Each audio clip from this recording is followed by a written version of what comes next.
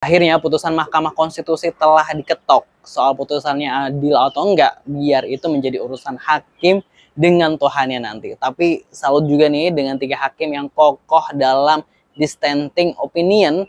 Ini pertanda jika masih ada orang-orang yang peduli dengan nasib demokrasi di negeri ini, termasuk para hakim di Mahkamah Konstitusi. Nah, lewat video ini gue mau ngucapin terima kasih banyak nih buat kepada Pak Anies Baswedan dan tim atas kesempatannya untuk bisa ikut berjuang bareng nih dalam barisan perubahan. Alhamdulillah. Sekaligus ini gue mau cerita sedikit dan kita flashback ke belakang gitu ya.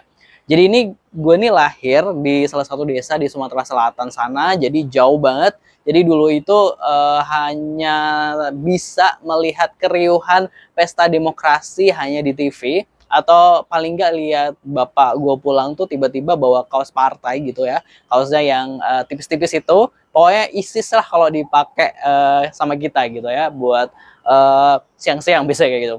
Tentu ketika kemarin ikut dalam rangkaian kampanye dan dekat dengan salah satu kandidat capres itu sungguh di luar ekspektasi. Nggak nyangka, nggak kebayang sebelumnya ya. Dan nggak pernah gue bayangin hal ini bisa terjadi di dalam hidup gue. Pokoknya alhamdulillah banget ya. Tapi sejujurnya nih gue mau cerita, di 2019 gue ini pernah ikut bantu kampanye Jokowi. Nah, gue ini ada kenalan lah ceritanya, dia nih tim kampanyenya Jokowi gitu. Nah, gue diajak join waktu itu dan ya ngikut aja sih waktu itu. Nah, yang lucu lagi nih, jadi nih gue ini teman gue nih gue anggap kayak abang gue sendiri ya, jadi gue deket lah. Nah, yang lucu ini waktu itu gue nih condongnya ke Prabowo, tapi itu dia nggak masalah gitu ya. Dia nggak mempermasalahkan itu. Cuma ya waktu itu kayak gue berada di layar keberapa gitu dari Jokowi, jauh kayak, jadi untuk bisa dinotis sama Pak Jokowi itu tuh ya jauh banget, kayak mustahil. Nah di pemilu 2024 nih gue sampai bisa ngeliput sedekat itu dengan capres Anies Baswedan. Tentu ini luar biasa jujur. Jadi dulu gue itu juga nggak terlalu kenal dengan Anies Baswedan. Gue masuk Jakarta tuh tahun 2018 juga kayak ya udah gubernurnya Anies gitu aja ya, tapi ya gue juga biasa aja karena waktu itu gue juga nggak terlalu peduli dengan namanya politik. Kayak misal nih gue dukung A, tapi gue udah ya dukung aja gitu ya, maksudnya nggak yang militan gitu atau yang apa ya istilahnya apa ya garis keras lah istilahnya kayak gitu.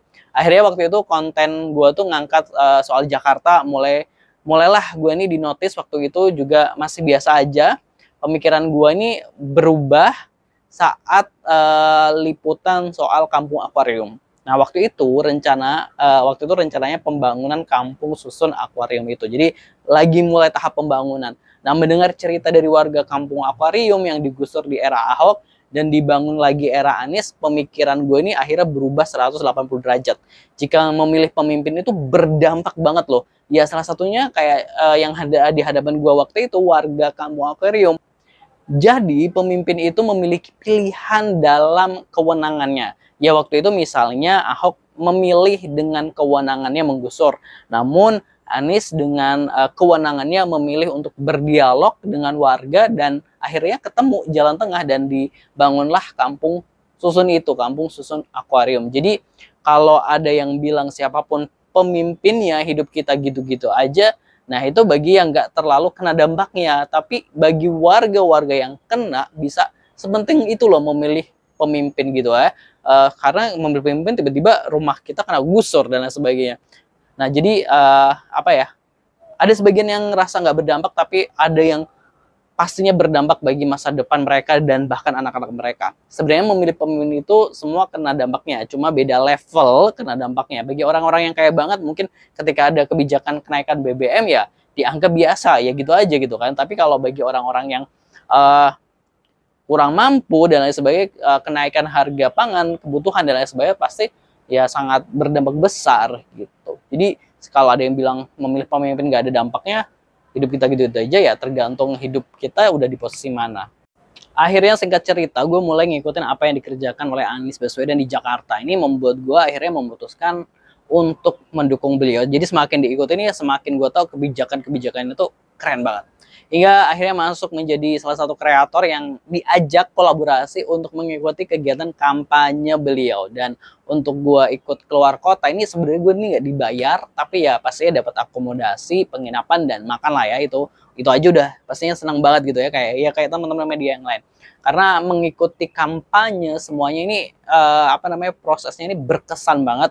Dan momen yang paling menarik adalah saat gue nih bareng Anies Baswedan ini kejebak macet di tol selama 6 jam. Waktu itu tuh menuju Jawa Tengah, jalur darat pas di libur Natal, jelang libur Natal. Bayangin aja seorang capres kejebak macet 6 jam, dan beliau ini juga sempat datang ke jalur Pantura yang orangnya hanya seberapa, cuma untuk berdialog terkait nasib mereka yang berada di jalur Pantura. Terus ada lagi, jadi relawan atau pendukung Anies Baswedan ini baik-baik banget. Pernah di Ambon gue dikirimi makanan, bahkan tim media yang embed atau melekat ke Anies Baswedan ini boleh makan di kafenya gratis ini, Masya Allah banget. Dan ini peci ini kalau teman-teman tahu, ini dikirim oleh pendukungnya Anies Baswedan dari Aceh, sekalian dia ngirim kopi gayo gitu, karena gue sebenarnya waktu di Aceh belum sempat nyicipin karena nggak sempat beli ya waktu itu. Pokoknya banyak deh pengalaman berkesan, pelajaran dan lain sebagainya dalam rangkaian kampanye.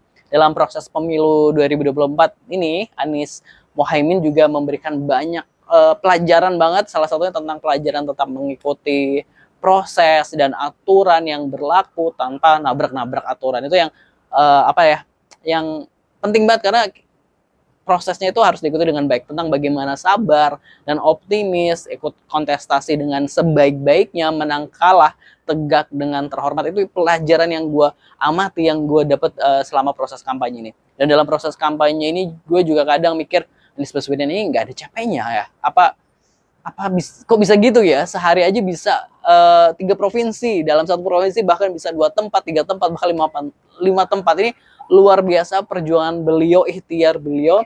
Maka nggak heran ada 41 juta suara yang benar-benar mendukung Amin tanpa tawaran apa-apa, tanpa bayaran, tanpa dan sebagainya. Insya Allah suara orang-orang ini ikhlas, benar-benar ingin perubahan untuk Indonesia lebih baik.